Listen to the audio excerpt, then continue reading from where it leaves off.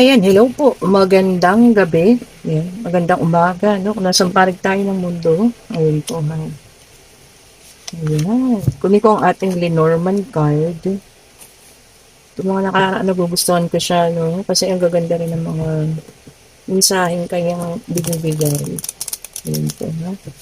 Kanino kayong situation yung ating mabubunot ngayong gabi, no? Mabubunot! Or makukuhang energy po, ha. Kung kanino naman po ito. Ayan. Pwedeng sa kanya, pwedeng sa'yo, pwede kung kanino man. Okay, so ito agad, tumalong. Mountain. Oh, di ba ang ganda? Inuurong ko na naman ang pagkalayo-layo. Okay, tingnan pa po natin. Ano, ang dain naman ito. O sige po, huwag na natin pigilan, ha. The Tower. Okay. Ay, The Tower na ano. Okay, sige. Dalawa, tingnan nyo yan. Itong The Tower na ito is okay, maayos. Kaya nakikita nyo naman. Ito namang The Tower na ito is nasira. And the Fox.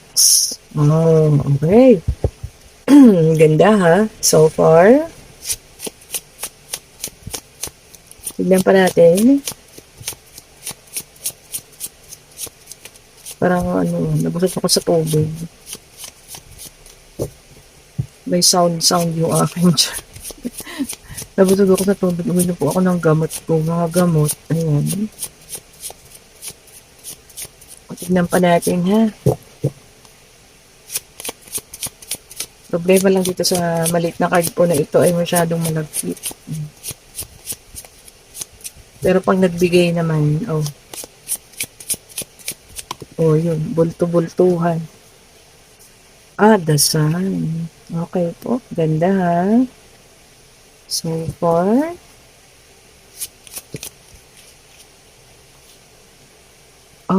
Okay. The Dog. Okay. The Man. And ang pinaka-last ay The Anchor. Okay po. Ayan ha. So, nakikita natin dito. Parang may isang masalimuot na buhay ha. Kasi meron tayong The Mountain. O, tingnan nyo naman. Bundok-bundok. Taas, baba. Taas, baba. So, parang ganun din. Maaaring relasyon ninyo ito. Minsan nasa peak o tuktok ng kasiyahan. Minsan naman nasa pinakamababa. Maayos naman eh. Kaya lang nagkaroon ng mga lamat-lamat, nagkasira-sira. Meron tayong nakitang The Fox. Parang merong isang sumali. Ayan ha. Kung si Bakekang man yan or kung sino man ha. But you stay positive dito sa relasyon na ito. Ayan, you stay loyal, no? Siya, hindi ko alam kung naging loyal ba siya sa'yo, no? All of those times na nagkasama kayo. Kasi nagkaroon kayo ng mga problema. Okay po. And, eto na. Sabi dito, The Anchor. Ang anchor, alam niyo, pabigat yan. So, isa lang ibig sabihin nito, no? Pabigat na po siya sa buhay ninyo. Pag gano'n na ba kabigat? O pabigat na? Ano pa bang dapat natin gawin? Alam niyo, nakita ko nito, totally ang dami niyo nang napagdaanan, ha? Ups and downs, ayan. Maayos na relasyon, gumuho, nagkaroon ng third party pa nga yan, Bakekang. Ikaw lang kasi, full of positivity and loyalty at the same time dito sa taong ito, ha. Kaya lang, lumabas na nga ito, pabigat po. So, ibig sabihin, all of those times, all of those years, eto na, no? Hindi na nagiging healthy siya sa'yo. So, ang nagiging labas na po ay siya na po ay isa ng pabigat. Kahit ano pang pagmamahal, kahit pa ano pang loyalty ipakita mo sa kanya, wala po eh. Ano po, babalik at babalik pa rin yan sa dati niyang ugali. O, di ba? So, ikaw po, magstay ka pa ba sa ganyang relasyon? Kasi nakikita ko nandito pa kayo sa relasyon pong ito, ha? Hindi pa ito nagtatapos. Ayan, patuloy pa rin yung ganitong nyo ha, sistema. Di ba? Magkakaproblema, mag-aaway, mag-aayos, magbabate. Napasukan na naman ng third party. Di ba? Ulit-ulit lang. So, ayun na nga, anchor. Siya na yung ano, humihila sa'yo sa bababa, pababa. Kasi siya na yung pabigat sa'yo. O, di ba? Ikaw po, kung ano magiging desisyon mo, ha? And meron tayong Nine of Swords, Air sign, Gemini, Libra, and Aquarius. Okay. Wala na eh. So, siya na rin pala, no? Hopelessness, wala na. Hopeless case na po siya eh. Ilang beses ka na nagpatawad, ilang beses ka na nagparamdam ng pagmamahal, ilang beses mo nang ibinigay yung dapat na respeto na lang sa sarili mo, binigay mo pa sa kanya, pero wala eh. Okay po. So, the Hermit, sobrang nakakabigat na sa'yo yan eh. So, meron tayong the Hermit Earth sign, okay po, Taurus, Virgo, and Capricorn. Sabi niya rito, no, bitaw na. Di ba bigat? No, bitawan na. And then, sabi niya rito, soul searching. Hanapin mong muli ang sarili mo. O, di ba? Alam mo yun, siguro this time, sa mga panahong ito, kailangan sarili naman ha.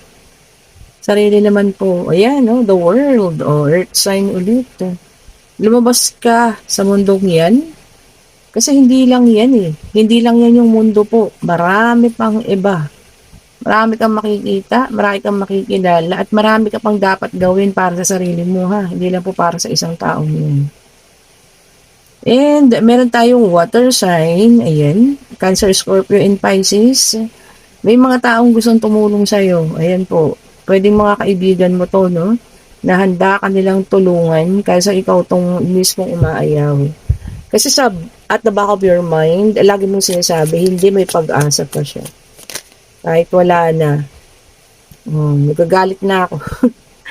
Hindi po kasi, 'di ba, minsan yung tayo rin, yung gumagawa ng dahilan kaya nagkakaganito eh. 'Di ba? Kaya tayo nasasaktan ng gusto. Andun na tayo, sabihin natin na sobrang mahal natin ng taong 'yan or ano man, pero lahat po may hangganan ha. And unahin lagi ang sarili, sabi ko. Wheel of Fortune, fire sign po ha. O, ayan. Ito para sa lahat na to. O, good karma is coming. O, good karma ha. Good karma is coming. O, para sa lahat yan. Hindi po sa isa lang. And, meron tayo dito, Knight of Swords, air sign, Gemini, Libra, Aquarius ulit. Ayan ha. So, lumabas na lahat. Water, earth, fire, and air. Andito na po lahat ng zodiac sign ha. Baka may magtanong na naman sa comment section, anong sign ba iyan? Anong zodiac ba iyan? Ulitin ko po ha, ang zodiac sign po ay nandito ng lahat po ha. Sinasabi ko po pag lumalabas. Kagaya ng air sign, Gemini, Libra, and Aquarius po ang mga air sign. Okay po? So nandito na po lahat ng zodiac sign. Lumabas na po. Okay, so para sa iba pa rin to ha. Sabi niya rito, no restriction. Ikaw na mismo yung magre-restrict sa sarili mo. Aawatin na. Buti pa siya. Aawatin na yung sarili. Maglalagay na ng boundaries. Which is good. Diba?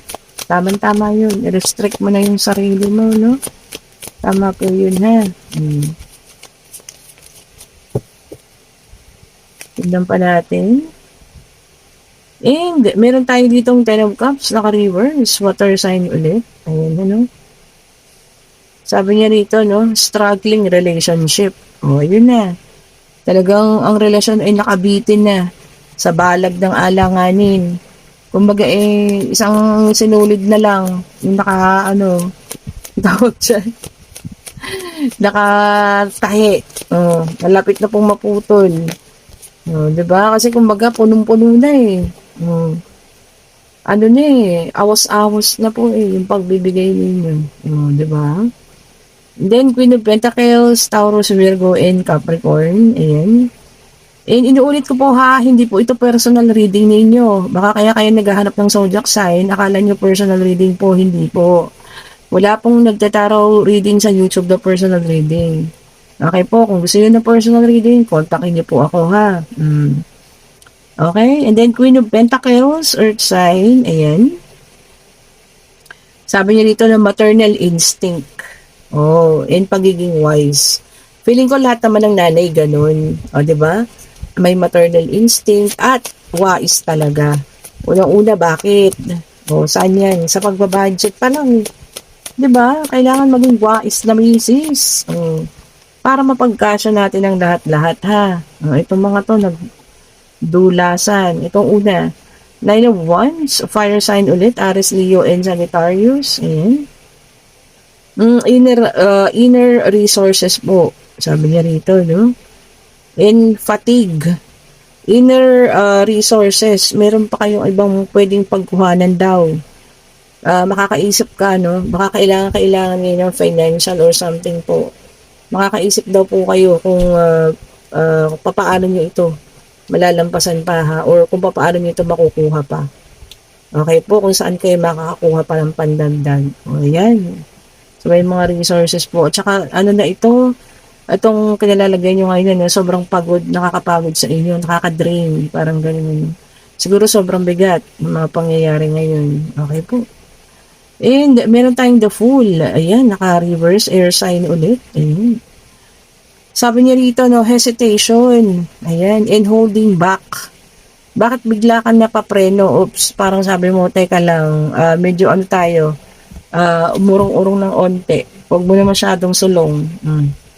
Napa-hold back ka daw. Baka meron kang nakitang hindi maganda, ano? Meron kang inayawan, parang ganun, ano? Kaya medyo tayo ay biglang umurong, hindi sumulong. And then, meron tayong Five of Wands, fire sign ulit ito, ha? Nako, rivalry. Oh, may karibal. O, ayan, kung sino man sa inyo may karibal dyan, or magkakaroon ng karibal, pwede sa pag-ibig man ito, pwede sa trabaho ninyo, sa promotion, sa kung ano man tinitarget ninyo, no? Sa magkakaroon daw ng karibal. Oh. Sa bagay, lahat naman parang ganun, ano? Lagi nagkakaroon ng kakompetensya. Basta be your best. Galingan, di ba? Do your best pa rin, no? Siyempre, galingan natin kung ano man yan para tayo makakakuha ng ano, kung ano man yan. O, di ba? And then, meron tayo dito, temperance. Ayan. Ang fire sign. Ayan po, ha. Sabi niya, being sensible. Being sensible, ibig sabihin, lahat, nilalagyan mo ng ano, kailangan may purpose. Bakit? Ganun. So, lahat sa'yo dapat may sense. Tama naman, which is good naman. Ano? Parang para sa akin, okay yun. Especially kapag kayong bibili ka na kung ano, di ba? Lagi mong iniisip, bibilin ko to para saan? O, di ba? Ano to, dagdag kalat ko lang sa bahay. Parang ganun, di ba?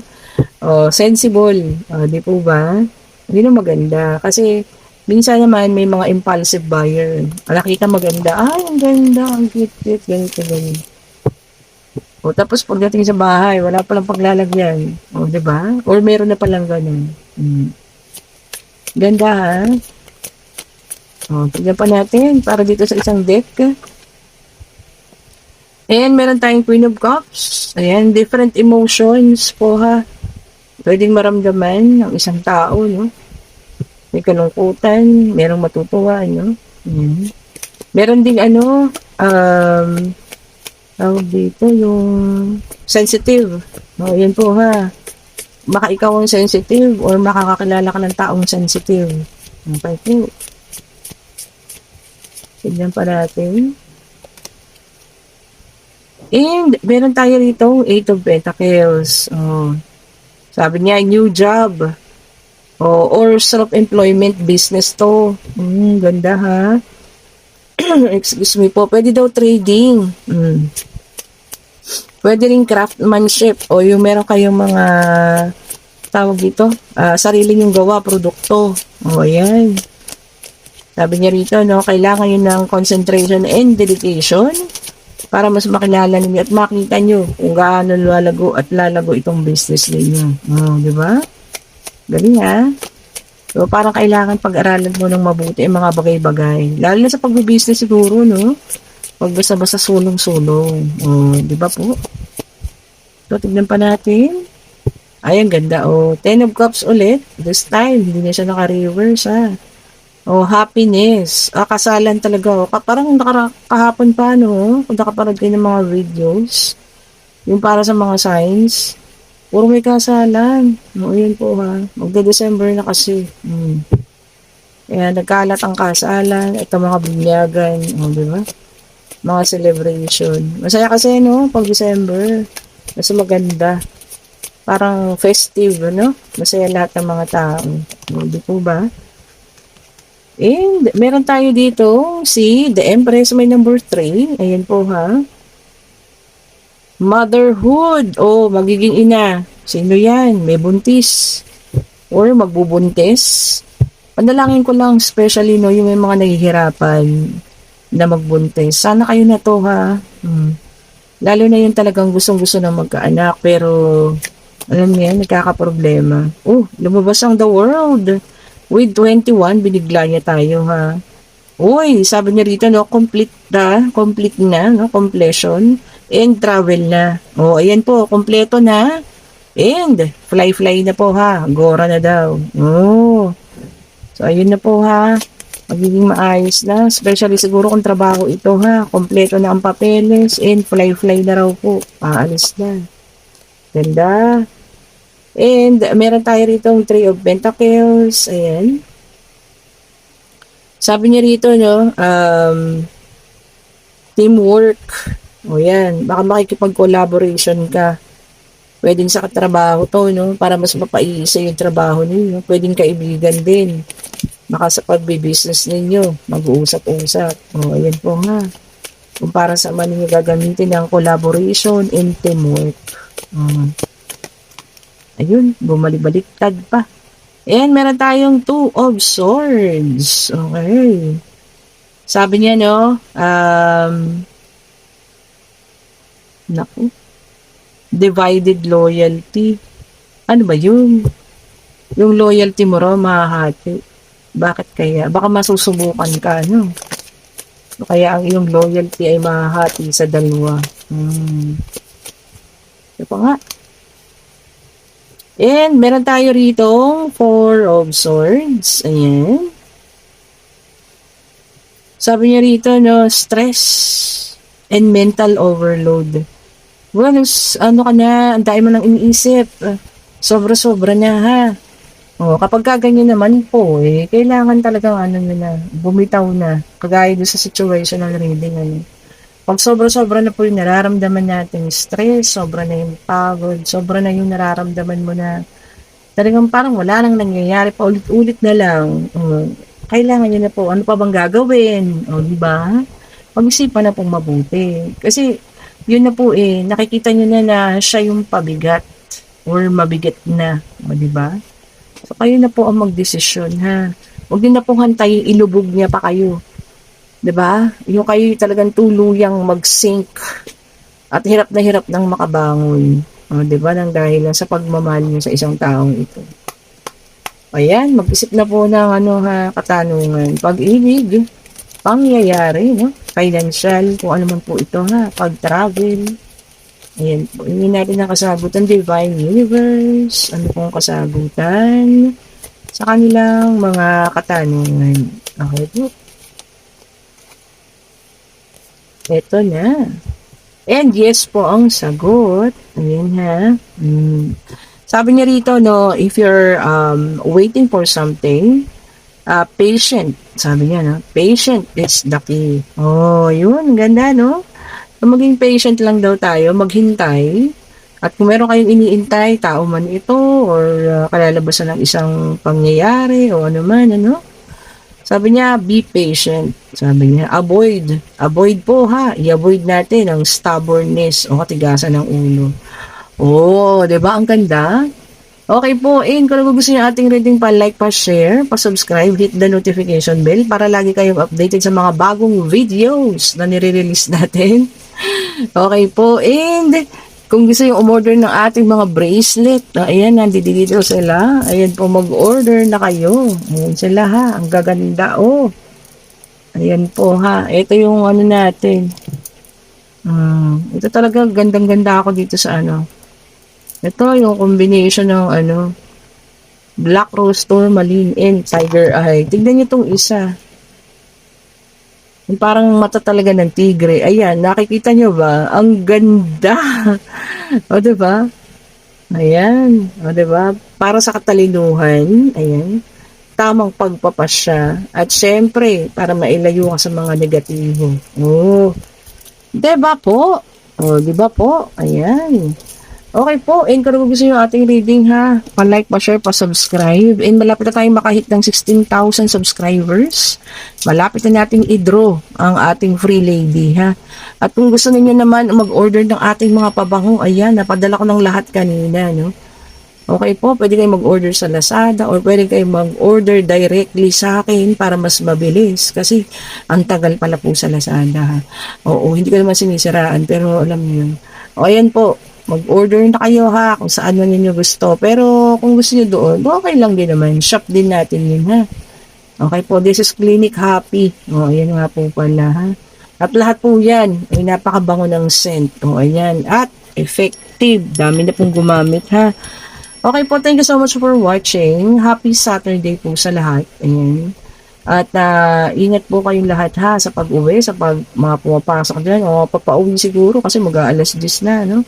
And ano nga yun, magpahinga, no? Ayan, ipahinga natin mga katawan po. Ayan, mag-relax na habang kayo nanonood ng ating bagong upload. Thank you so much po. Bye-bye!